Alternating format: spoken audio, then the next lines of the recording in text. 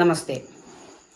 കോമളം കൂജയൻ വേണും ശ്യാമളോയം കുമാരക വേദവേദ്യം പരം ബ്രഹ്മ ഭാസതാം പുരതോ മമ.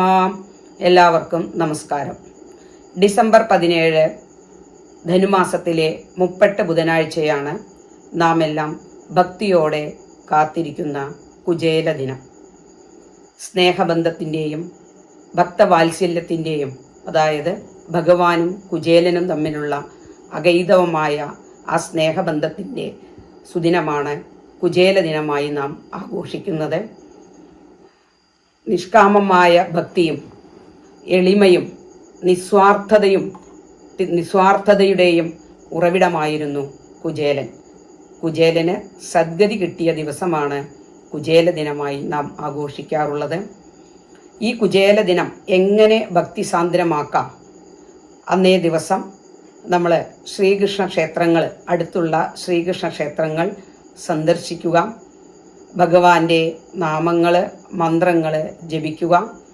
അതുപോലെ തന്നെ ഭഗവാന് വെണ്ണ, പാൽപ്പായസം, കദളിപ്പഴം എന്നിവ പോലെ ഏറ്റവും പ്രിയപ്പെട്ടതാണ് കുചേലൻ സമർപ്പിച്ച അവിൽ. ആ അവിൽ നിവേദ്യവും അല്ലെങ്കിൽ അവിൽ കിഴിയും ഭഗവാന് സമർപ്പിക്കാവുന്നതാണ്. പല ക്ഷേത്രങ്ങളിലും അവിൽപ്പറ സമർപ്പണവും അവിൽ കിഴി സമർപ്പണവും ഉണ്ടായിരിക്കും. അതെല്ലാം നമ്മൾ ഭക്തിയോടുകൂടി ശ്രദ്ധയോടുകൂടി ഭഗവാന് സമർപ്പിച്ച് ആ ഭഗവാന്റെ പ്രീതിക്കും അതുപോലെ തന്നെ നമ്മുടെ ഐശ്വര്യത്തിനും വേണ്ടി നമുക്ക് ചെയ്യാവുന്ന കാര്യങ്ങളാണ്. വിഷ്ണു പ്രീതിയും ഐശ്വര്യവും അതുപോലെ തന്നെ രോഗശമനവും ഐശ്വര്യവും മംഗളവുമാണ് ഈ ഭഗവാന് അന്നേ ദിവസം അവിൽ കിഴി സമർപ്പിക്കുന്നത് കൊണ്ട് നമുക്ക് ഉണ്ടാവുന്ന ശ്രേയസ്. ഇത് വളരെ ശ്രദ്ധയോടും ഭക്തിയോടും കൂടി ചെയ്യാൻ എല്ലാവരും ഒന്ന് ശ്രദ്ധിക്കേണ്ടതാണ്. നമ്മുടെ കുടുംബ ഐശ്വര്യത്തിനും അതുപോലെ തന്നെ വിഷ്ണു പ്രീതിക്കും വളരെ ഉത്തമമാണ് ഈ അവിൽ നിവേദ്യം സമർപ്പിക്കൽ. അത് സമർപ്പിച്ച് ആ വൈകുന്നേരത്തോടു കൂടി ആ പ്രസാദം നമുക്ക് വാങ്ങി നമുക്ക് എല്ലാവർക്കും അത് ഭഗവാന്റെ പ്രസാദമായിട്ട് നമുക്ക് കഴിക്കാവുന്നതാണ്. വളരെ ഐശ്വര്യപ്രദം കൂടിയാണ് അത്. കുചേലന്റെ ജന്മസ്ഥലം എന്ന് പറയുന്നത് പോർബന്ദറിൽ, അതായത് ഗുജറാത്തിലെ പോർബന്ദറിലാണ്.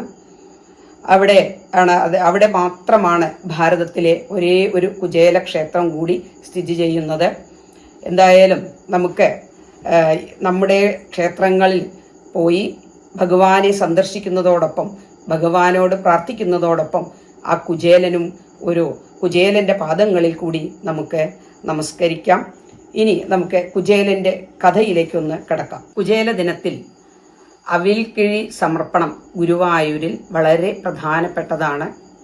പറ്റാവുന്നവരൊക്കെ ഗുരുവായൂരെത്തി ആ ഭഗവാനെ അവിൽ കിഴി സമർപ്പിക്കാൻ ശ്രദ്ധിക്കുക. ഇനി നമുക്ക് കുചേലന്റെ കഥയിലേക്ക് കടക്കാമെന്ന് പറഞ്ഞല്ലോ. ഭഗവത് കഥകൾ എത്രയെത്ര കേട്ടാലും മതിയാവാത്തതാണ്. അമ്പാടിയിലും അതുപോലെ വൃന്ദാവനത്തിലൊക്കെ അതിമനോഹരമായി കൗതുകകരമായാണ് ഭഗവാൻ തൻ്റെ ലീലകൾ ആടിയത്. എല്ലാവരുടെയും മനസ്സിനെ കുളിർപ്പിക്കുന്ന രീതിയിലുള്ള ആ ലീലകൾ എത്ര തന്നെ കേട്ടാലും മതിയാവില്ല. മധുരാധിപനായിട്ടും അതുപോലെ തന്നെ ദ്വാരകാധിപനായപ്പോഴും ഭഗവാന്റെ ആ മായാവൈഭവവും ഭക്തവാത്സല്യത്തിനും യാതൊരു കുറവും ഉണ്ടായിരുന്നില്ല. ഭാഗവതം ദശമസ്കന്ധത്തിലെ 80-81 അധ്യായങ്ങളിലായാണ് കുചേലോപാഖ്യാനം കഥ വിസ്തരിച്ച് പറയുന്നത്. ശ്രീശുക ബ്രഹ്മർഷി പരീക്ഷിത് മഹാരാജാവിന് പറഞ്ഞുകൊടുക്കുന്ന കഥയാണ് ഭക്തകുചേലന്റെ അതിഹൃദയനിർഭരമായ ഭക്തിസാന്ദ്രമായ കഥ. വെറും 64 ദിവസത്തെ ഗുരുകുല ബന്ധമാണ് ലോകത്തിന് മുഴുവൻ മാതൃകയായ സ്നേഹബന്ധമായ സൗഹൃദം ആയി നമുക്ക് കാണാൻ കഴിയുന്നത്. ആ ഗുരുകുലവാസത്തിലെ സമയത്ത് ആ കൃഷ്ണകുചേലന്റെ അഗൈതവമായ സൗഹൃദം നമുക്ക് എല്ലാവർക്കും മാതൃക തന്നെയാണ്. ഭക്തി കൊണ്ടും അതുപോലെ തന്നെ എളിമ കൊണ്ടും ജ്ഞാനം കൊണ്ടും കുചേലനാണോ മീതെ, അതുപോലെ തന്നെ ഭക്തവാത്സല്യം കൊണ്ടും സ്നേഹം കൊണ്ടും സൽക്കാരം കൊണ്ടും ഭഗവാനാണോ മീതെ എന്ന് നമുക്ക് സംശയം തോന്നുന്ന രീതിയിലാണ് ആ കൃഷ്ണകുചേല ബന്ധം ഉണ്ടായിരുന്നത്.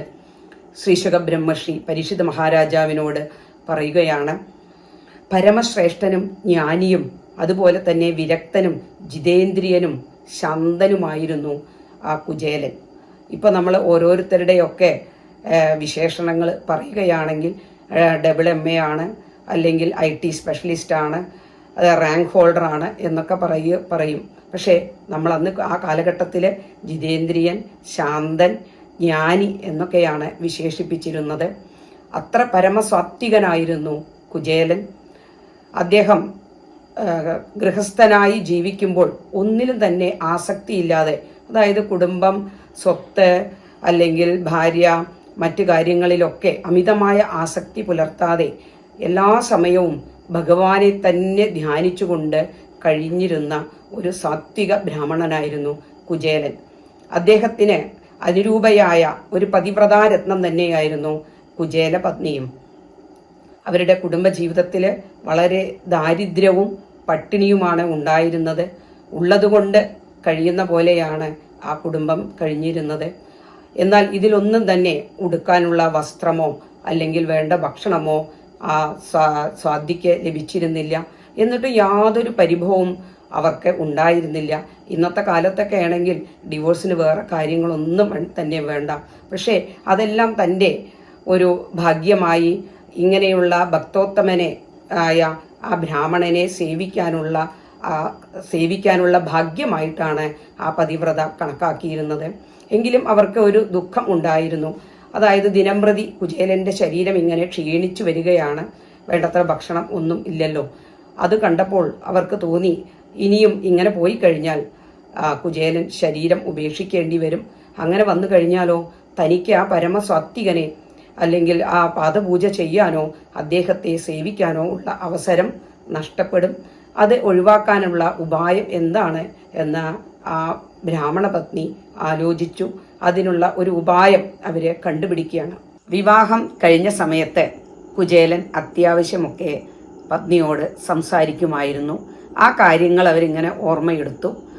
സാന്ദീപനി മഹർഷിയുടെ ഗുരുകുലത്തിലാണ് കുചേലൻ 6 വർഷത്തോളം വിദ്യാഭ്യാസം നടത്തിയത്. അവിടെ അദ്ദേഹം ആ ഗുരുകുല വിദ്യാഭ്യാസത്തിന് ചേർന്ന സമയത്താണ് വസുദേവര് ശ്രീകൃഷ്ണ ഭഗവാനെയും ബലരാമനെയും ആ ഗുരുകുലത്തിലെ വിദ്യാഭ്യാസത്തിനായി കൊണ്ടുവരുന്നത്. ശ്രീകൃഷ്ണൻ്റെ പൂതനാമോക്ഷം മുതൽ കംസവധം വരെയുള്ള കഥകളൊക്കെ കുചേലൻ കേട്ടിരുന്നു. അദ്ദേഹത്തെ കാണാനുള്ള ആഗ്രഹവും ഉള്ളിലുണ്ടായിരുന്നു. ഈ സമയത്താണ് കൃഷ്ണൻ ആ ഗുരുകുലത്തിൽ വന്നു ചേരുന്നത്. അവിടെ എത്തിയപ്പോൾ കൃഷ്ണൻ തന്നെയാണ് ആദ്യം കുചേലൻ്റെ അടുത്തേക്ക് വന്ന് പരിചയപ്പെട്ടത്. ഇങ്ങനെ കൃഷ്ണനെ പോലെ ഇത്ര ശ്രേഷ്ഠനും അതുപോലെ തന്നെ കുചേലനെ പോലെ ഇത്രയും നിസ്സാരനും ആ സന്ദീപനി മഹർഷിയുടെ ഗുരുകുലത്തിൽ ഉണ്ടായിരുന്നില്ല എന്നാണ് കുചേലൻ കണക്കാക്കിയത്. എന്തായാലും കൃഷ്ണൻ ആദ്യമായി തൻ്റെ സമീപത്ത് വന്ന് തന്നെ മാറോടണച്ച് ആലിംഗനം ചെയ്തു. അന്നാണ് ആ സ്നേഹത്തിൻ്റെ കുളിർമ എന്താണ് എന്ന് കുചേലൻ മനസ്സിലാക്കുന്നത്. വളരെ ആ സ്നേഹത്തോടു കൂടിയുള്ള ആലിംഗനം കിട്ടിയപ്പോൾ എല്ലാം മറന്ന് കുചേലൻ ആ ഭഗവാനിൽ ലയിക്കുകയുണ്ടായി. അതിനുശേഷം 64 ദിവസമാണ് കൃഷ്ണൻ അവിടെ വിദ്യാഭ്യാസം അല്ലെങ്കിൽ ഗുരുകുല വിദ്യാഭ്യാസം നടത്തിയുള്ളൂ. അതിനുശേഷം അദ്ദേഹം പോകാനൊരുങ്ങിയപ്പോൾ കുചേലൻ്റെ അടുത്ത് വന്ന് മാറോടണച്ച് പുൽകി കണ്ണീർ വാർത്ത് ചോദിക്കുകയുണ്ടായി, അല്ലയോ സ്നേഹിത, അങ്ങ് എന്നെ മറക്കില്ലല്ലോ. തൻ്റെ തൊണ്ട ഇടറിക്കൊണ്ട് ഒരു വാക്കുപോലും അപ്പോൾ പറയാൻ കുചേലന് കഴിഞ്ഞില്ല. എന്താണ് ഭഗവാനോട് പറയേണ്ടത്? ഇങ്ങനെയുള്ള ഒരു സ്നേഹാനുഭൂതി തൻ്റെ ജീവിതത്തിൽ ആദ്യമായിട്ടാണ് അനുഭവപ്പെടുന്നത്. അങ്ങനെ ഭഗവാൻ പോയതിനു ശേഷം അദ്ദേഹത്തിനും അവിടെ വളരെ കാലം അല്ലെങ്കിൽ തുടർന്ന് വിദ്യാഭ്യാസം നടത്താൻ ആഗ്രഹം ഉണ്ടായില്ല. അങ്ങനെ വിദ്യാഭ്യാസം അവസാനിപ്പിക്കുകയാണ്. ആ സന്ദീപനി മഹർഷിക്ക് കൊടുക്കാൻ ഒന്നും തന്നെ കുചേലൻ്റെ കയ്യിൽ ഉണ്ടായിരുന്നില്ല. സാഷ്ടാംഗം ഒരു നമസ്കാരമാണ് അദ്ദേഹം ചെയ്തത്. അതാണ് ഗുരുദക്ഷിണയായിട്ട് കൊടുത്തത്. നോക്കൂ, ഇന്നത്തെ കാലഘട്ടത്തിലൊക്കെ വിദ്യാഭ്യാസമൊക്കെ നടത്തുമ്പോൾ നമ്മൾ അഡ്മിഷൻ എടുക്കുമ്പോൾ ആദ്യം നമ്മൾ ഫീസ് അടച്ചതിന് ശേഷമാണ് നമുക്ക് അഡ്മിഷൻ കിട്ടുന്നത്. അന്ന് നോക്കൂ, ആ ഗുരുകുല വിദ്യാഭ്യാസം എല്ലാം കഴിഞ്ഞതിന് ശേഷമാണ് ആ ഗുരുദക്ഷിണ സമർപ്പിക്കുക. അതാണ് അന്നും ഇന്നും തമ്മിലൊക്കെ ഉള്ള വ്യത്യാസം. അത്രയും പവിത്രമായിരുന്നു ആ ഗുരുകുല വിദ്യാഭ്യാസവും. അതുപോലെ തന്നെ ഗുരുവും ശിഷ്യന്മാരും തമ്മിലുള്ള ബന്ധമൊക്കെ വളരെ പവിത്രവും സ്നേഹമുള്ളതും ആയിരുന്നു. കൃഷ്ണന്റെ അലൗകികമായ സ്നേഹാനുഭൂതിയെപ്പറ്റി പറയുന്നത് കുചേലപത്നി എപ്പോഴും നിറഞ്ഞ കണ്ണുകളോടെ ശ്രദ്ധിക്കാറുണ്ട്, അതുപോലെ കേൾക്കാറും ഉണ്ടായിരുന്നു. അങ്ങനെ ആ പതിവ്രത തൻ്റെ ഭർത്താവിനെ സമീപിച്ചു. എന്നിട്ട് കുചേലനോട് പറയുകയാണ്, അല്ലയോ നാഥ, അങ്ങയുടെ ശരീരം വല്ലാതെ ക്ഷീണിച്ചിട്ടുണ്ട്. പട്ടിണി കൊണ്ടാണെങ്കിൽ നമ്മൾ വളരെ ബുദ്ധിമുട്ടുകയാണ്. അങ്ങയുടെ ഒരു സ്നേഹിതൻ ഉണ്ടല്ലോ, നമ്മളെ എല്ലാം ദ്വാരകാധിപനായിരിക്കുന്ന ലക്ഷ്മി വല്ലഭനായിരിക്കുന്ന ആ ശ്രീകൃഷ്ണ ഭഗവാൻ, അദ്ദേഹത്തെ ഒന്ന് ചെന്ന് കണ്ടാലും ആരാണോ ആശ്രയിക്കുന്നവർ അവർക്ക് ധനമോ സമ്പത്തോ ഒക്കെ കൊടുക്കുന്ന മഹാപ്രഭുവാണ് ആ ഭഗവാൻ. അദ്ദേഹത്തിൻ്റെ പാദപൂജ ചെയ്യുന്നവർക്ക് തന്നെ സമർപ്പിക്കുന്ന ആ ലക്ഷ്മി വല്ലഭനെ അങ്ങ് ഒന്ന് ചെന്ന് കാണണം എന്ന് ആ പത്നി കുചേലനോട് പറഞ്ഞു. ആ സമയത്ത് പല പ്രാവശ്യം ഇങ്ങനെ പറഞ്ഞപ്പോൾ കുചേലൻ ആലോചിച്ചു, അയം ഹി പരമോലാഭ ഉത്തമ ശ്ലോകദർശന, അതായത് ആ ഭഗവാനെ കാണാനുള്ള ഒരു ഭാഗ്യം തനിക്ക് ലഭിക്കുമല്ലോ എന്നാണ് കുചേലൻ തീരുമാനിച്ചത്. അങ്ങനെ അദ്ദേഹം കൃഷ്ണനെ കാണാൻ തീരുമാനിച്ചു. തൻ്റെ സ്നേഹിതനെ കാണാൻ പോകുമ്പോൾ വെറും കൈയോടെ എങ്ങനെയാ പോവുക? എന്തെങ്കിലും ഒരു ഉപഹാരം തൻ്റെ സ്നേഹിതന് സമർപ്പിക്കണ്ടേ? എന്നാൽ എന്താണ്, അവിടെ ഒന്നും തന്നെയില്ല. അദ്ദേഹം പത്നിയോട് ചോദിച്ചു, അല്ലയോ മംഗളസ്വരൂപിണി, ഞാൻ ഭഗവാനെ കാണാൻ പോകുമ്പോൾ എന്താണ് അദ്ദേഹത്തിന് ഉപഹാരമായിട്ട് കൊണ്ടുപോവുക? എനിക്കറിയാം ഇവിടെ ഒന്നുമില്ല, ഞാനാണെങ്കിൽ ഒന്നും വാങ്ങിയിട്ടും തരാറും ഇല്ല. എങ്കിലും നീ വിചാരിച്ചാൽ എന്തെങ്കിലും ഭഗവാന് കൊടുക്കാൻ കഴിയും. ഇത് കേട്ട ആ പതിവ്രത ആ ഭഗവാന് കൊടുക്കാനായിക്കൊണ്ട് ആദ്യമായിട്ട് യാചിക്കാനിറങ്ങി. ആ 3-4 ബ്രാഹ്മണ ഗൃഹങ്ങളിൽ പോയാണ് പത്നി യാചിച്ചത്. ഇല്ലങ്ങളിൽ ചെന്ന് ഇരുന്ന നേരം ഇല്ലെന്നു ചൊല്ലുന്ന ജനങ്ങളേറും എന്ന പറഞ്ഞ പോലെയാണ്. പലരും ഇല്ല എന്ന് പറഞ്ഞു. എന്തായാലും 3-4 ബ്രാഹ്മണ ഗൃഹങ്ങളിലൊക്കെ പോയി കുറച്ച് അവിൽ ആണ് അവർക്ക് കിട്ടിയത്. ആ അവിലിലെ കല്ലും നെല്ലും എല്ലാം മാറ്റി ആ അവിലിനെ അവർ ഒരു അവിൽ കിഴിയായി ഭഗവാന് കൊടുക്കാനുള്ള സമർപ്പിക്കാനുള്ള കിഴിയായി മാറ്റി. അപ്പോൾ അവരുടെ മനസ്സിൽ വളരെ സങ്കടമുണ്ടായിരുന്നു.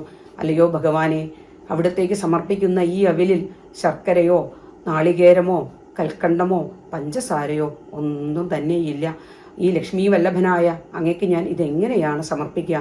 ഭഗവാനെ, സന്തോഷത്തോടുകൂടി അങ്ങ് ഇത് സ്വീകരിക്കണേ എന്നാണ് ആ പത്നി ഭഗവാനോട് പ്രാർത്ഥിച്ചത്. നമ്മൾ ശ്രദ്ധിക്കേണ്ടത് എന്തു കൊടുക്കുന്നു ഭഗവാനെ എന്നല്ല, അത് നമ്മൾ എന്ത് മനസ്സോടുകൂടി എങ്ങനെയാണ് കൊടുക്കേണ്ടത് എന്നാണ് നമ്മൾ ശ്രദ്ധിക്കേണ്ടത്. ഭക്തിയോടുകൂടി, ആ ഭക്തിയാണ് അതിൽ കലർത്തിയത്, സ്നേഹമാണ് അവിലിൽ കലർത്തിയത്.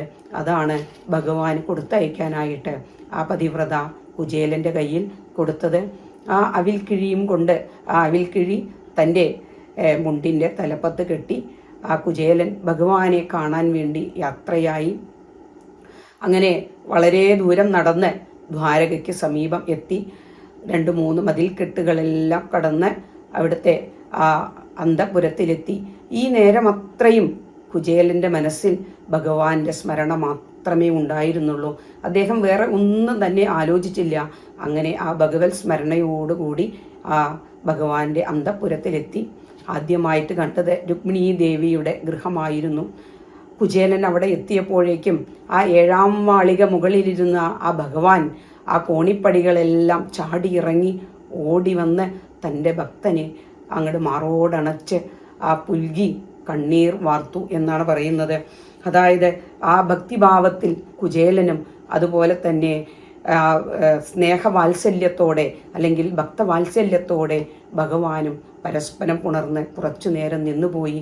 ഭഗവാന്റെ കണ്ണീര് വന്നതിനെ കുറിച്ച് നമ്മുടെ രാമപുരത്ത് വാര്യര് കുചേലവൃത്തം വഞ്ചിപ്പാട്ടിൽ പറയുന്നുണ്ട്. എന്തുകൊണ്ടോ ശൗരി കണ്ണു നീരണിഞ്ഞു, ധീരനായ ചെന്താമര കണ്ണനുണ്ടോ കരഞ്ഞിട്ടുള്ളൂ. ആ ഭഗവാൻ ആരുടെ മുന്നിലും കരയാറില്ല. പക്ഷേ ആ ഭക്തന്റെ മുന്നിൽ ആ ഭഗവാന്റെ കണ്ണുനീര് വന്നു എന്നാണ് പറയുന്നത്. അത്രയധികം ഭക്തവത്സലനാണ്, അല്ലെങ്കിൽ ഭക്തപരാധീനനാണ് ഭഗവാൻ എന്നാണ് നമുക്കിതിൽ നിന്നും മനസ്സിലാക്കേണ്ടത്. ഭഗവാന് തന്നെയാണ് ആദ്യം പരിസരബോധം വന്നത്. ഭഗവാൻ ആ ഭക്തന്റെ കയ്യും പിടിച്ച് തൻ്റെ അന്തഃപുരത്തിലേക്ക് ആ കട്ടിൽ കൊണ്ടുപോയി ഇരുത്തി അർഘ്യപാദ്യങ്ങളെല്ലാം കൊണ്ടുവന്ന് പാദപൂജ ചെയ്ത് ആ ജലം തൻ്റെ ശിരസ്സിൽ അണിഞ്ഞു. തൻ്റെ ഭക്തനെ സേവിക്കുന്ന ആ ഭഗവാനെ കണ്ടു കഴിഞ്ഞാൽ ആ ഭഗവാന്റെ വാത്സല്യത്തിന് മുന്നിൽ നമ്മൾ പോലും നോക്കി നിന്നു പോകും. ഇത് കണ്ട രുക്മിണി ഇങ്ങനെയുള്ള ഭക്തോക്തന്മാരെ ആണ് നമ്മൾ, അല്ലെങ്കിൽ ഈ ഭക്തന്മാരെയാണ് നമ്മളെ വേണ്ട വിധത്തിൽ പരിപാലിക്കേണ്ടത് എന്ന് മനസ്സിലാക്കി, എങ്കിൽ മാത്രമേ ആ ഭഗവാനോടെ അനുഗ്രഹം ഉണ്ടാവുള്ളൂ എന്ന് മനസ്സിലാക്കി ആ വെഞ്ചാമരം കൊണ്ടുവന്ന് ആ കുചേലനെ അങ്ങനെ വീശാൻ തുടങ്ങി. ഈ സമയത്ത് അന്തഃപുരത്തിലുള്ള സ്ത്രീകളെല്ലാം പരസ്പരം നോക്കി പറയുകയാണ്, എന്തൊരു ഭാഗ്യമാണ് ആ ബ്രാഹ്മണൻ്റെ. നോക്കൂ, ലക്ഷ്മീ വല്ലഭനായ ഭഗവാനല്ലേ ആ ഭക്തോത്തമനെ ആലിംഗനം ചെയ്തിരിക്കുന്നത്. ഇതിൽ കവിഞ്ഞൊരു ഭാഗ്യം ഇനി ഈ ലോകത്തിൽ ആർക്കെങ്കിലും കിട്ടാനുണ്ടോ എന്ന രീതിയിലായിരുന്നു എല്ലാവരും ആ കുചേലനെ നോക്കിയിരുന്നത്. ഭഗവാൻ അതൊന്നും ശ്രദ്ധിക്കാതെ ആ പാദപൂജ ചെയ്തു. അതിന് ശേഷം തൻ്റെ കുശലാന്വേഷണങ്ങൾ ആരംഭിക്കുകയാണ് കുചേലനോട്. അല്ലയോ സുഹൃത്തെ, നമ്മളന്ന് സന്ദീപനി മഹർഷിയുടെ ഗുരുകുലത്തിൽ നിന്ന് നമ്മൾ പിരിഞ്ഞ ശേഷം നമ്മൾ കണ്ടിട്ടില്ലല്ലോ. അങ്ങ് വിവാഹമൊക്കെ കഴിച്ചില്ലേ? അങ്ങക്ക് അനുയോജ്യമായ പത്നി തന്നെയല്ലേ എന്നൊക്കെ ചോദിക്കുകയാണ്. ഇന്നത്തെ പോലെ നമുക്ക് ഹാപ്പി വെഡ്ഡിങ് ആനിവേഴ്സറി എന്ന് അയക്കാനുള്ള മാധ്യമങ്ങളൊന്നും അന്ന് ഉണ്ടായിരുന്നില്ലല്ലോ. അങ്ങനെയുള്ള കുശലാന്വേഷണങ്ങളെല്ലാം ഭഗവാൻ കുചേലനോട് ചോദിക്കുകയാണ്. ഞാൻ നിസ്സംഗനാണെങ്കിലും ലോകത്തിന് മാതൃകയായിട്ട് ധർമ്മം ആചരിച്ചു വരികയാണ്. അതുപോലെ തന്നെ അങ്ങും ലോകത്തെ പഠിപ്പിക്കാനായിക്കൊണ്ട് ഗൃഹസ്ഥാശ്രമി ആയിരിക്കുമ്പോൾ തന്നെ ഈശ്വര ചിന്ത, എല്ലാ സമയവും ഈശ്വര ചിന്തയോടെ എങ്ങനെ ഇരിക്കാം എന്ന് അങ്ങ് ലോകത്തിനെ കാണിച്ചു കൊടുക്കുകയാണല്ലോ. എങ്ങനെയുള്ള സംസാരങ്ങളാണ് അവർ രണ്ടുപേരും കുശലാന്വേഷണമായിട്ടൊക്കെ സംസാരിച്ചത്. പിന്നീട് അവർ ചോദിക്കുകയാണ്, ഭഗവാൻ അങ്ങ് ഗുരുകുലവാസം ഓർമ്മയുണ്ടോ സ്നേഹിത? അറിയേണ്ടതിനെ അറിഞ്ഞ് അജ്ഞാനത്തിനപ്പുറം കടക്കുക എന്നതാണല്ലോ ഗുരുകുലവാസം എന്ന് പറയുന്നത്. ഗുരുവിൻ്റെ ഉപദേശത്തെ സംസാരസാഗരം കടക്കുന്നവരാണ്, ആ ഉപദേശത്തെ സ്വീകരിച്ച് സംസാരസാഗരം കടക്കുന്നവരാണ് ബുദ്ധിമാന്മാർ. അതാണല്ലോ ഗുരു നമ്മളെയെല്ലാം അന്ന് പരിശീലിപ്പിച്ചത് എന്ന് ചോദിച്ചു. പിന്നീട് ഭഗവാൻ ചോദിക്കുകയാണ്, ആ ഗുരുകുലവാസ സമയത്തെ പ്രത്യേക ഒരു സംഭവം അങ്ങ് ഓർക്കുന്നുണ്ടോ? ഗുരുപത്നി നമ്മളോട് പറഞ്ഞില്ലേ ഇന്നിവിടെ വിറകില്ല, ഈ സമയത്ത് നമ്മൾ രണ്ടുപേരും കൂടി വിറക് കൊണ്ടുവരാനായിക്കൊണ്ട് കാട്ടിലേക്ക് പോയില്ലേ? അവിടെ ചെന്ന് നമ്മളെ വിറകെല്ലാം ശേഖരിച്ച് പോരാൻ ഒരുങ്ങിയപ്പോഴാണ് അതികഠിനമായ ഇടിയും മഴയും വന്നത്. ആ മഴയത്ത് വഴിയറിയാതെ നമ്മൾ കാട്ടിൽ കുടുങ്ങുകയുണ്ടായില്ലേ? അങ്ങനെ നമുക്ക് അന്ന് ആ കാട്ടിൽ തന്നെ കഴിയേണ്ടി വന്നു. രാത്രി ആഹാരം കഴിക്കുന്ന സമയത്ത് ഗുരു പത്നിയോട് ചോദിച്ചു, എവിടെയാണ് കൃഷ്ണനും കുചേലനും? അപ്പോഴാണ് പത്നി പറയുന്നത്, അവർ വിറക് പെറുക്കാൻ പോയി, ഇതുവരെ തിരിച്ചു വന്നില്ല. അത് കേട്ട ആ ഗുരുവിന് ആഹാരം പോലും കഴിക്കാൻ കഴിയാതെ രാത്രി കഴിച്ചു കൂട്ടുകയാണ്. പിറ്റേ ദിവസം വളരെ രാവിലെ തന്നെ നമ്മളെ അന്വേഷിച്ച് കാട്ടിൽ എത്തുകയുണ്ടായി. മഴയത്ത് നനഞ്ഞു കുതിർന്ന് വിറക് കിട്ടുമായി നമ്മളെ കണ്ടപ്പോൾ അദ്ദേഹത്തിന് വളരെ സങ്കടവും കണ്ണീരൊക്കെ വന്നു. നമ്മുടെ തലയിൽ നിന്ന് ആ വിറക് കെട്ടുകളെല്ലാം എടുത്തു മാറ്റി നമ്മുടെ ശിരസിൽ കൈവച്ച് അനുഗ്രഹിക്കുകയാണ് ആ ഗുരു ചെയ്തത്. പറയുകയാണ്, ഗുരോരനുഗ്രഹേണ ഇവ പുമാൻ പൂർണ്ണ പ്രശാന്തയെ. അതായത് ഗുരുവിൻ്റെ അനുഗ്രഹം കൊണ്ടാണ് ഒരുവൻ പൂർണ്ണനായി മാറുന്നത്. അങ്ങനെ ഗുരു നമ്മളെ പ്രത്യേകം അനുഗ്രഹിക്കുകയുണ്ടായി. പിന്നെ അതുപോലെ തന്നെ ശുദ്ധമായ മനസ്സോടെ ആത്മസമർപ്പണം ചെയ്യുകയാണ് ഉത്തമമായ ശിഷ്യന്മാരുടെ ലക്ഷണം. ഞാൻ കുട്ടികളെ, അല്ലെങ്കിൽ എൻ്റെ ശിഷ്യന്മാരെ നിങ്ങളിൽ വളരെയധികം ഞാൻ സന്തോഷിച്ചിരിക്കുന്നു. നിങ്ങൾക്ക് മേൽക്കുമേൽ ശ്രേയസ് ഉണ്ടാവട്ടെ. അതുപോലെ തന്നെ പഠിച്ച വേദങ്ങളും ഇഹത്തിലും പരത്തിലും നിങ്ങൾക്ക് അത് പ്രകാശിക്കട്ടെ എന്ന് പറഞ്ഞുകൊണ്ട് ഗുരു നമ്മളെ അനുഗ്രഹിച്ചില്ലേ? ഈ കാര്യങ്ങളെല്ലാം അങ്ങ് ഓർക്കുന്നുണ്ടോ? അങ്ങനെ ഉള്ള കാര്യങ്ങളെല്ലാം ചോദിച്ചവർ സമയം നീക്കുകയായിരുന്നു. അങ്ങയോടൊപ്പം ആ ഗുരുകുലവാസം സാധിച്ചു എന്നതിൽ കവിഞ്ഞ ഒരു സന്തോഷം എനിക്ക് വേറെ ഇല്ല എന്നാണ് കുചേലൻ ആ സമയത്ത് ഭഗവാനോട് പറയുന്നത്. വേദം പഠിക്കാൻ ഗുരുകുലത്തിൽ അങ്ങ്, വേദത്തിൻ്റെ പൊരുളായ അങ്ങ് വേദം പഠിക്കാനായിട്ട് ഗുരുകുലത്തിൽ വന്നില്ലേ? അതുപോലെ അങ്ങ് ശ്രേയസിൻ്റെ അധിപനായിട്ട് ഗുരുവിനോട് ശ്രേയസ് എന്താണ് എന്ന് ചോദിച്ചില്ലേ? ഇതൊക്കെ ഭഗവാനെ അവിടുത്തെ മനുഷ്യാഭിനയം തന്നെയായിരുന്നില്ലേ? ഇങ്ങനെ പുഞ്ചിരി തൂകിക്കൊണ്ടും കാരുണ്യ കടാക്ഷം വർഷിച്ചുകൊണ്ടുമാണ് ഭഗവാൻ കുചേലനെ സ്വീകരിച്ചത്. എന്നിട്ട് അദ്ദേഹത്തോട് ചോദിക്കുകയാണ്, അല്ലയോ സ്നേഹിത, അങ്ങ് എന്നെ കാണാൻ വരുമ്പോൾ എന്ത് ഉപഹാരമാണ് എനിക്ക് കൊണ്ടുവന്നിട്ടുള്ളത്? വളരെ ഭക്തിയോടുകൂടി കൊണ്ടുവരുന്ന ഏതൊരു ഭക്തിയോടുകൂടി എന്തു കൊണ്ടുവന്നാലും ഞാൻ വളരെ സന്തോഷത്തോടുകൂടി സ്വീകരിക്കും. എനിക്കിതുവരെ കിട്ടിയിട്ടുള്ളതിൽ വെച്ചിട്ട് പാഞ്ചാലിയുടെ ചീരയില, അതുപോലെ ഗജേന്ദ്രൻ്റെ താമരപ്പൂവ്, ദന്തിദേവൻ്റെ കഞ്ഞിവെള്ളം, അതുപോലെ ശബരിയുടെ പഴങ്ങൾ, ഇതൊക്കെ ഞാൻ എത്ര സന്തോഷത്തോടു കൂടിയാണ് സ്വീകരിച്ചതെന്നോ. എന്താണെന്നറിയാമോ? വളരെ ഭക്തിയോടുകൂടിയാണ് അവരതെല്ലാം സമർപ്പിച്ചത്. ഭഗവാൻ പറയുകയാണ്, പത്രം പുഷ്പം ഫലം തോയം യോമേ ഭക്തിയാ പ്രയച്ഛതി തദഹം ഭക്തിയുപകൃതം അശ്നാമി പ്രയതാത്മന.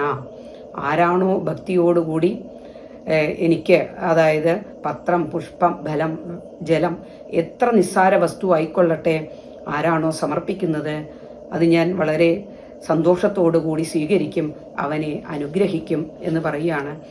ഇങ്ങനെയൊക്കെ പറഞ്ഞിട്ടും ആ കുചേലൻ വിചാരിക്കുകയാണ്, ഞാൻ എങ്ങനെയാണ് ഇത് ഭഗവാന് സമർപ്പിക്കുക? ലക്ഷ്മി വല്ലഭനായ ഭഗവാന് ഈ നിസ്സാരമായ അവിൽ എങ്ങനെയാണ് സമർപ്പിക്കുക? പക്ഷേ ഭഗവാന് അന്തര്യാമിയായ ഭഗവാൻ അതെല്ലാം അറിയാമായിരുന്നു. ഇദ്ദേഹം അല്ലെങ്കിൽ കുചേലൻ ഒരിക്കലും ധനത്തിനു വേണ്ടി എന്നോട് പ്രാർത്ഥിച്ചിട്ടില്ല. അദ്ദേഹത്തിൻ്റെ പത്നി ഈ ബ്രാഹ്മണ ശ്രേഷ്ഠനെ സേവിച്ചതിനുള്ള പ്രതിഫലമായിട്ട് ഞാൻ സർവ്വ ഐശ്വര്യങ്ങളും അവർക്ക് നൽകുന്നതാണ് എന്ന് പറഞ്ഞ് ആ ഭഗവാൻ ആ കുചേലൻ അറിയാതെ തന്നെ കുചേലൻ്റെ മുണ്ടിൽ കെട്ടിയിരുന്ന ആ അവിൽപ്പൊതി കടന്നു പിടിച്ച് അത് പെട്ടെന്ന് എടുത്തു. എന്നിട്ട് അദ്ദേഹം അതിനെ നോക്കി, ആ അവിലിനെ നോക്കി പറയുകയാണ്, ഇത്ര ഭക്തിയോട് കൊണ്ടുവന്ന ഈ അവിൽ എനിക്ക് വളരെ സന്തോഷവും അതുപോലെ തന്നെ ഭക്തിയും നിറഞ്ഞതാണ്. ഇതിലെ ഓരോ അവിൽമണിയിലും എന്നെ ഉൾക്കൊള്ളുന്ന ആ ബ്രഹ്മാണ്ടത്തെയുമാണ് അങ്ങ് നിറച്ചിരിക്കുന്നത്. അപ്പോൾ എന്നിൽ അടങ്ങിയിരിക്കുന്ന കോടിക്കണക്കിന് ബ്രഹ്മാണ്ടങ്ങളാണ് ഇതിലെ ഓരോ അവിൽമണിയും. ഇത് യാചിച്ച് കിട്ടിയതാണ്. ഇതിൽ പഞ്ചസാരയില്ല, ശർക്കരയില്ല, തേനില്ല എന്നൊക്കെയല്ലേ അങ്ങ് ഇപ്പോൾ വിചാരിക്കുന്നത്. പക്ഷേ തേനിനേക്കാളും അമൃതിനേക്കാളും ഒക്കെ മധുരമായൊരു വസ്തു ഇതിലുണ്ട്. അതാണ് ഭക്തിയിൽ കുതിർന്ന അവിലാണ്. ഞാനും ഭക്തിയാണ് എല്ലാതിനേക്കാളും പരമമായ സന്തോഷമായിട്ട് കണക്കാക്കുന്നത്. അതുകൊണ്ട് കുചേല, ഇത് എനിക്ക് ഏറ്റവും പ്രിയപ്പെട്ടതാണ്. ഈ ബ്രഹ്മാണ്ട കോടികളാകുന്ന ഈ ഓരോ അവിൽമണിയും എനിക്ക് ഭക്തിയോടെ അങ്ങ് സമർപ്പിച്ചില്ലേ എന്ന് പറഞ്ഞുകൊണ്ട് ഞാൻ എൻ്റെ ക്ഷമയെല്ലാം കഴിഞ്ഞിരിക്കുകയാണ്. അതുകൊണ്ട് ഭഗവാൻ ഒരു പിടി അവിൽ വാരി ഭക്ഷിക്കുകയാണ് ചെയ്തത്. ആ സമയത്ത് സർവ്വ ഐശ്വര്യങ്ങളും ആ കുചേലനിൽ എത്തിച്ചേർന്നു. വീണ്ടും ഭഗവാൻ അവിൽ കഴിക്കാൻ ഒരുങ്ങിയപ്പോൾ ഒരു പിടി കൂടി കയ്യിലെടുത്തപ്പോൾ ലക്ഷ്മി ദേവി വന്ന് കൈപിടിച്ച് പറഞ്ഞു, ഭഗവാനെ, സർവ്വ ഐശ്വര്യങ്ങളും അങ്ങയുടെ ഭക്തനെ കൊടുത്തു കഴിഞ്ഞു. ഇഹത്തിലും പരത്തിലും വേണ്ടതെല്ലാം അദ്ദേഹത്തിന് കിട്ടിയിരിക്കുന്നു. ഇനിയുള്ള അവില് ഞങ്ങൾ സേവിച്ചു കൊള്ളാമെന്ന് പറഞ്ഞ് ആ പൊതി മാറ്റുകയാണ് ഉണ്ടായത്. അങ്ങനെ അന്ന് രാത്രി ഭഗവാന്റെ സൽക്കാരം കൊണ്ടും ആ ഭഗവാന്റെ ആ വർത്തമാനം കൊണ്ടൊക്കെ വളരെയധികം ആനന്ദമഗ്നനായി തീർന്നിട്ടാണ് കുചേലൻ ആ രാത്രി കഴിച്ചു കൂട്ടിയത്. പ്രഭാതത്തിൽ എഴുന്നേറ്റ് സന്ധ്യാവന്ദനങ്ങളെല്ലാം ചെയ്ത് അദ്ദേഹം അവിടുന്ന് യാത്രയാവുകയാണ്. നമുക്കറിയാം, നമ്മളെ കുചേലവൃത്തം വഞ്ചിപ്പാട്ടിലും അതുപോലെ തന്നെ ആ കുചേലവൃത്തം കഥകളിയൊക്കെ കാണുമ്പോൾ നമ്മൾ എത്രയോ തവണ കണ്ടിട്ടുണ്ട്. ആ ഭഗവാന്റെ അന്തഃപുരത്തിൽ നിന്നും ഇറങ്ങിപ്പോകുന്ന കുചേലൻ തിരിച്ചു വരുന്നു, ഭഗവാൻ ഓടിപ്പോകുന്നു, കുചേലനെ വീണ്ടും സ്വീകരിക്കുന്നു. അവരുടെ ആ സുഹൃത് ബന്ധത്തിൻ്റെ ആഴം നമുക്ക് അതിൽ നിന്നൊക്കെ മനസ്സിലാക്കാൻ കഴിയും. അങ്ങനെ കുചേലൻ ഒന്നും ഭഗവാനോട് യാചിക്കാതെ, ധനം ഒന്നും ചോദിക്കാതെ അവിടെ നിന്ന് തൻ്റെ വീട്ടിലേക്ക് യാത്രയായി. തൻ്റെ വീട്ടിലേക്ക് മടങ്ങുമ്പോഴും ഭഗവാനോട് ഒന്നും തന്നെ ചോദിച്ചില്ലല്ലോ എന്ന സങ്കടം ആ ബ്രാഹ്മണന് ഉണ്ടായിരുന്നില്ല, കുചേലന് തീരെ ഉണ്ടായിരുന്നില്ല. കാരണം അദ്ദേഹത്തിൻ്റെ മനസ്സ് മുഴുവനും ഭഗവാൻ തന്നെ ആലിംഗനം ചെയ്തിട്ടുള്ള ആ ആനന്ദാനുഭൂതിയിലായിരുന്നു. ആ രുക്മിണീ ദേവി വന്ന് തന്നെ വെഞ്ചാമരം വീശിയില്ലേ, കാൽ തഴുകിയില്ലേ, ഇതിൽ പരം ഒരു ആനന്ദം ഒരു ലൗകികന് എന്താണ് കിട്ടാനുള്ളത് എന്ന ചിന്തയായിരുന്നു അദ്ദേഹത്തിന്. അങ്ങനെ അദ്ദേഹം ആ ഭഗവാനെ തന്നെ വീണ്ടും സ്മരിച്ചുകൊണ്ട് അങ്ങ് വീട്ടിലേക്ക് പോവുകയാണ്. ആ മാറോട് ചേർത്ത ആ ആലിംഗനത്തിൻ്റെ ആനന്ദാനുഭൂതിയിലാണ് അദ്ദേഹം തിരിച്ചു നടന്നത്. ആ ഭക്തന്മാരായ ആളുകളൊക്കെ സ്വർഗം, മോക്ഷം എന്നിവയൊന്നും ആഗ്രഹിച്ച് അങ്ങനെ ഭഗവാനെ പ്രാർത്ഥിക്കുന്നവർക്ക് അവരുടെ അഭീഷ്ടങ്ങളെല്ലാം ഭഗവാൻ നിഷ്പ്രയാസം സാധിക്കും. അദ്ദേഹം ആലോചിച്ചു, എനിക്ക് ധനമില്ല, എങ്കിലും ധനം ഉണ്ടായിക്കഴിഞ്ഞാൽ എനിക്ക് എന്താവും? അഹങ്കാരം വർദ്ധിക്കും. അത് എല്ലാവരുടെയും ഒരു സ്വഭാവമാണ്. അഹങ്കാരം വർദ്ധിച്ചാലോ ഞാൻ ഭഗവാനെ മറക്കും. അതുകൊണ്ടാണ് ഭഗവാൻ എനിക്ക് ധനമൊന്നും തരാത്തത്. സദാസമയവും ഭഗവാനെ സ്മരിക്കണമെങ്കിൽ എനിക്ക് അനുഗ്രഹത്തോടു കൂടി തന്നതാണ് ഈ ധനം ഇല്ല എന്നുള്ള കാര്യം എന്നാണ് അദ്ദേഹം ചിന്തിച്ചത്.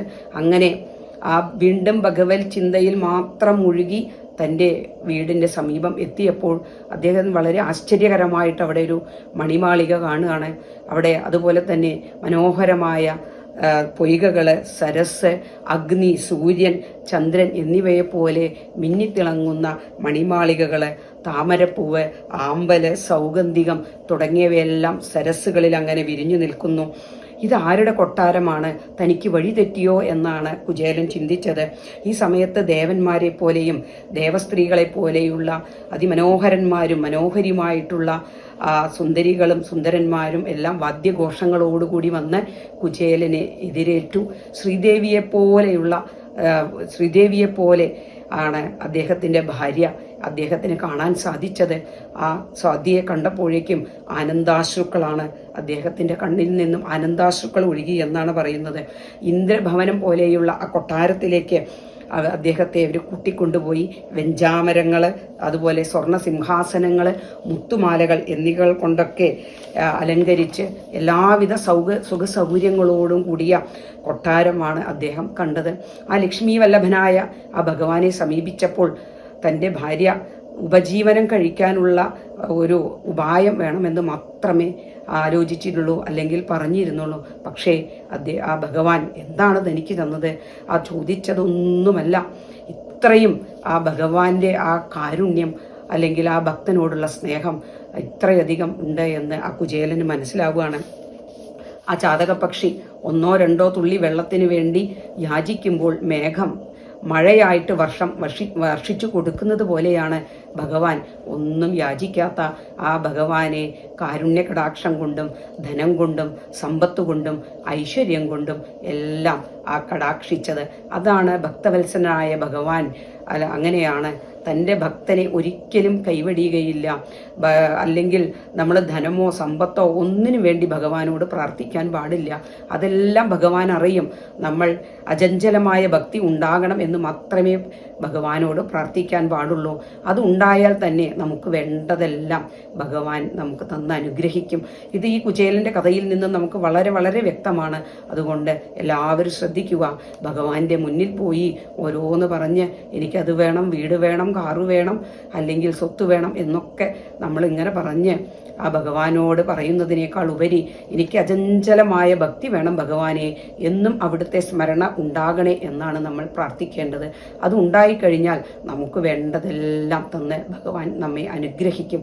തീർച്ചയാണ് ഈ കുചേലനെ പോലെ തന്നെ ആ കുചേലനെ കുബേരനാക്കിയ ഭഗവാൻ നമ്മളെയും അനുഗ്രഹിക്കും എന്നുള്ള കാര്യം തീർച്ചയാണ്. അതിന് നമുക്ക് വേണ്ടത് ഭഗവാനോടുള്ള ഭക്തി മാത്രമാണ് നമുക്ക് വേണ്ടത്. ഇങ്ങനെ ഐശ്വര്യവും സമ്പത്തും എല്ലാം ഭഗവാൻ കനിഞ്ഞ് അനുഗ്രഹിച്ചിട്ടും കടാക്ഷിച്ചപ്പോഴും ആ കുചേലന് ഭഗവാനോടുള്ള ഭക്തിയിൽ യാതൊരു മാറ്റവും ഉണ്ടായില്ല. അനുദിനം ആ ഭക്തി കൂടി വന്നതേയുള്ളൂ. അദ്ദേഹം വളരെ കാലം ഐശ്വര്യത്തോടുകൂടി പത്നി സമേതനായി ഭഗവാനെ ധ്യാനിച്ച് കാലം കഴിച്ചുകൂട്ടി. ആ ദേവാദിദേവനായ ഭഗവാന് ബ്രാഹ്മണരാണ് ഏറ്റവും ബഹുമാന്യര്. അതുപോലെ തന്നെ ആർക്കും ജയിക്കാൻ കഴിയാത്ത ഭഗവാൻ ആ ഭക്തന് മുന്നിൽ പരാജയപ്പെടുന്നതായിട്ട് നമുക്ക് കാണാം. ആ ഭക്തൻ പരാധീനനാണ് ഭഗവാൻ എന്നാണ് നമുക്ക് ഈ കഥയിൽ നിന്നും മനസ്സിലാക്കാൻ കഴിയുന്നത്. അങ്ങനെ ഭഗവാനെ ധ്യാനിച്ചുകൊണ്ട് ആ ഭഗവാന്റെ പ്രഭാവം കൊണ്ട് കർമ്മവാസനകളെല്ലാം നശിച്ച് ആ കുചേലൻ മുക്തനായി തീർന്നു. ഇതുപോലെ ഈ കഥ കേൾക്കുന്ന നമ്മളെല്ലാവരും, അല്ലെങ്കിൽ നമുക്കെല്ലാവർക്കും ഭഗവാനിൽ ഭക്തി വളർന്ന് സകലവിധ പാപങ്ങളും നശിച്ച് ഭഗവാനിൽ എത്തിച്ചേരട്ടെ എന്ന് ഞാൻ പ്രാർത്ഥിക്കുകയാണ്. കുചേലൻ അവസാനവും പ്രാർത്ഥിച്ചത് ഇതാണ്: തസ്യൈവമേ സൗഹൃദ സഖ്യമൈത്രി ദാസ്യം പുനർജന്മനി ജന്മനി സ്യാത് മഹാനുഭാവേന ഗുണാലയേന വിഷജതത്തൽ പുരുഷപ്രസംഗേ. കുചേലൻ പറയുകയാണ്, ആ എത്ര ജന്മങ്ങൾ ഉണ്ടായാലും ഈ ഭഗവാനോടുള്ള സൗഹൃദവും ആ മൈത്രിയും ആ ദാസ്യവും ജന്മജന്മാന്തരങ്ങളിൽ എനിക്ക് ഉണ്ടാകണേ എന്നാണ് കുചേലൻ പ്രാർത്ഥിച്ചത്. അതുപോലെ നമുക്കും പ്രാർത്ഥിക്കാം. എത്ര ജന്മജന്മാന്തരങ്ങൾ ലഭിച്ചാലും അപ്പോഴെല്ലാം നമുക്ക് ആ ഭഗവാനോടുള്ള ഭക്തി വളരണമേ, ഭഗവാനെ സ്മരിക്കാനുള്ള ആ ശക്തി നമുക്ക് എന്നും ഉണ്ടാവേണമേ എന്നാണ് നമ്മൾ പ്രാർത്ഥിക്കേണ്ടത്. അങ്ങനെ ആ കുചേലൻ്റെ കഥ കേട്ട നമുക്കെല്ലാവർക്കും ഭക്തി ഉണ്ടാകട്ടെ. അഹങ്കാരമില്ലാതെ, അതായത് നമുക്ക് എപ്പോഴും ധനം വർദ്ധിക്കുമ്പോൾ നമുക്കുണ്ടാകുന്ന ഒന്നാണ് അഹങ്കാരം. അതുകൊണ്ട് നമ്മൾ ധനത്തിലോ അഹങ്കാരത്തിലോ ഒന്നല്ല നമ്മൾ ശ്രദ്ധിക്കേണ്ടത്, ഭഗവാനോടുള്ള ഭക്തിയോടും സ്നേഹത്തിനെയുമാണ് നമ്മൾ കൂടുതൽ ശ്രദ്ധിക്കേണ്ടത്. അങ്ങനെ ആർത്തിയില്ലാതെ ധനത്തോടും മറ്റു ലൗകിക സുഖങ്ങളോടൊന്നും തന്നെ അധികമായ ആസക്തിയില്ലാതെ ഏത് കർമ്മങ്ങൾ ചെയ്യുമ്പോഴും കുചേലനെ പോലെ ഭഗവാനെ സ്മരിച്ചുകൊണ്ട് നമുക്ക് കർമ്മങ്ങൾ ചെയ്തു കഴിഞ്ഞാൽ നമുക്ക് അത് മോക്ഷപ്രാപ്തി ഉറപ്പാണ്. അത് ആ ഭക്തനെ ഭഗവാൻ ഒരിക്കലും കൈവടിയില്ല എന്ന് നമുക്ക് മനസ്സിലാക്കാം. ഈ കുചേല ദിനത്തിൽ നമുക്കും ഭഗവാനെ സ്മരിക്കാം, ഭഗവാന്റെ ഭജനകൾ പാടാം. അതുപോലെ തന്നെ ഇന്ന് ഈ കുചേല ദിനം മുഴുവനും ഭഗവാന്റെ കൂടെ ഇരുന്ന് ഉപവസിച്ച് ആ ഭഗവാന്റെ പ്രസാദവും എല്ലാം കഴിച്ച് ഭക്തിസന്ദ്രമായി തീർക്കാം. ആ ഭഗവാന്റെയും കുചേലൻ്റെയും ഒക്കെ അനുഗ്രഹം എല്ലാവർക്കും ഉണ്ടാകട്ടെ. ഒരിക്കൽ കൂടി ഭഗവാന്റെ കടാക്ഷം എല്ലാവർക്കും ഉണ്ടാകട്ടെ എന്ന് പ്രാർത്ഥിക്കുന്നു. കുചേല ദിനത്തിൽ ഒരു കാര്യം കൂടി ഞാൻ നിങ്ങളോട് പറയുകയാണ്. ഭക്തിയോടുകൂടി ആ ഭഗവാനെ സന്ദർശിച്ച് ഭഗവാനെ അവിൽ സമർപ്പണം നടത്താമെന്ന് പറഞ്ഞു. അതോടൊപ്പം തന്നെ ധനം, ധാന്യം, വസ്ത്രം, ആഹാരം ഇതെല്ലാം തന്നെ പാവപ്പെട്ടവർക്കും ദീനരായവർക്കൊക്കെ നമുക്ക് ദാനധർമ്മങ്ങൾ ചെയ്യാവുന്നതാണ്. അതെല്ലാം നമ്മുടെ ശ്രേയസ്സിനും ഐശ്വര്യത്തിനും വളരെ ഗുണപ്രദമാണ്. അപ്പോൾ ആ കാര്യം കൂടി എല്ലാവരും ഒന്ന് ശ്രദ്ധിക്കുക. ഭഗവാനെ പോലെ തന്നെ സർവചരാചരങ്ങളെയും അങ്ങനെ ഭഗവാനെ പോലെ കണ്ട് അവരെയും കൂടി ആ ഭഗവാന്റെ അടുത്ത് എത്തിക്കാനും ആ ഭക്തി വളർത്തിയെടുക്കാനും എല്ലാവരെയും ആ ഭക്തിയോടുകൂടെ കാണാനും എല്ലാവരും ശ്രമിക്കണം എന്നുകൂടി പറഞ്ഞുകൊണ്ട് ഞാൻ എൻ്റെ വാക്കുകൾ നിർത്തുന്നു.